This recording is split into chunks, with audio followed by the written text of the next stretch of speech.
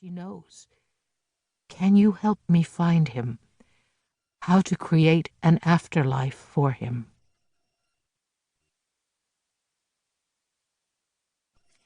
Chapter 1.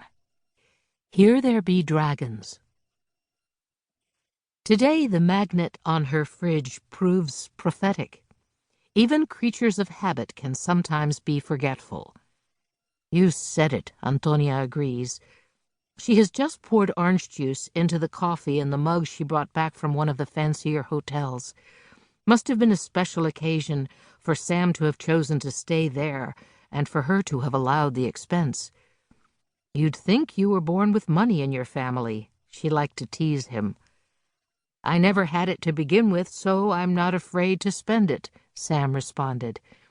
He was always quick with a comeback, used to get him in trouble with his dad growing up. Being fresh, it was called back then. Oh, the stories he told her. Sam spoiled her, or tried to, and got scolded as his thanks. But it was the kind of scolding that must have made him suspect she liked being made something of. There'll be no more of that now.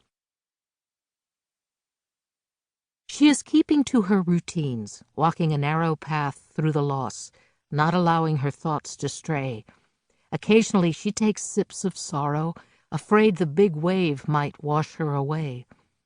Widows leaping into a husband's pyre, mothers jumping into a child's grave. She has taught those stories.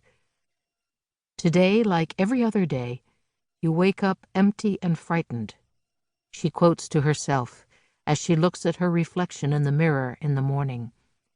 Her beloved Rumi no longer able to plug the holes.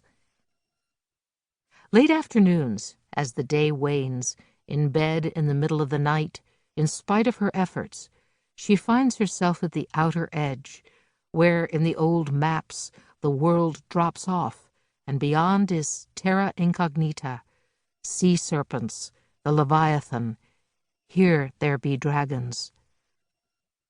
Countless times a day and night she pulls herself back from this edge.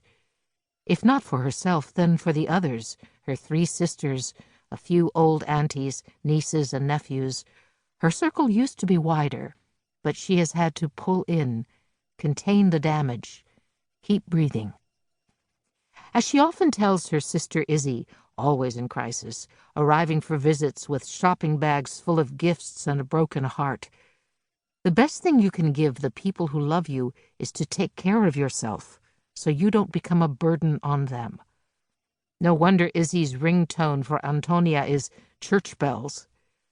Actually, all the sisters have followed Izzy's lead and assigned that ringtone to Antonia. The secret got out. The secret always gets out in the sisterhood. Our Lady of Pronouncements, Mona said by way of explanation. Good old Momo, no hairs on her tongue, one of their mother's Dominican sayings. Tilly was kinder. Sort of. It's because you started going to Sam's church.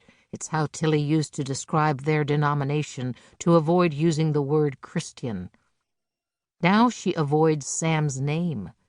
Your church, as if Antonio would forget that Sam is gone unless someone reminds her.